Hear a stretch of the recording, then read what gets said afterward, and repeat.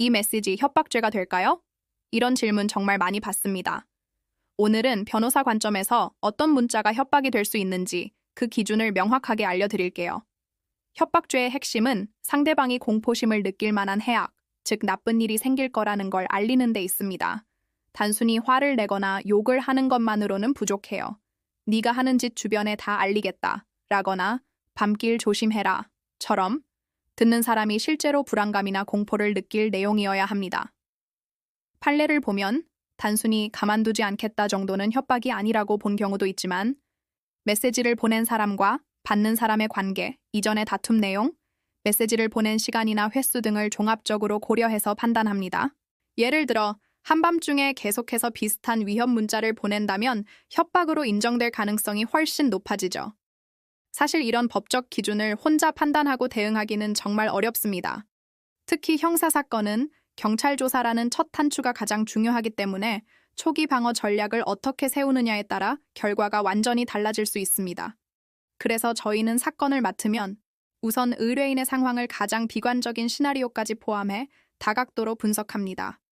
예를 들어 절도나 성범죄, 보험 사기 같은 사건이라면 각 범죄 유형에 맞는 핵심 쟁점을 파악하고 조사 단계에서 어떤 질문이 나올지, 어떻게 답변해야 유리할지 미리 시뮬레이션을 돌려보죠. 이 과정에서 중요한 건 변호사가 사건 결과에 따른 성공 보수에 얽매이지 않고 독립적으로 최선의 판단을 내리는 겁니다. 성공 보수 약정은 때로 변호사의 판단을 흐리게 할 수 있거든요. 저희는 착수금 외에 별도의 성공 보수를 받지 않는 것을 원칙으로 삼고 있습니다. 이는 사건 결과를 거래 대상으로 보지 않고 오직 의뢰인을 위한 최선의 방어에만 집중하겠다는 약속입니다. 상담 때 발생한 비용이 나중에 선임 비용에서 중복되지 않도록 조정하는 것도 같은 이유고요.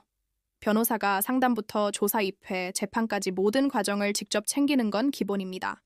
전국 어디든 사건이 있는 곳으로 직접 가고 전자소송을 활용해 신속하게 대응하죠. 사무직원을 거치지 않고 변호사와 바로 소통하며 모든 상황을 공유하는 것, 이게 바로 신뢰의 시작이라고 믿습니다. 형사 문제뿐만 아니라 민사, 가사, 행정사건도 마찬가지입니다.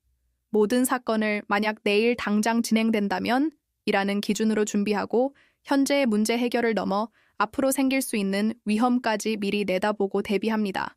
이런 종합적인 접근 방식과 책임감 있는 사건 처리 기준을 가장 중요하게 생각하는 곳, 바로 법률사무소 아신입니다. 감사합니다.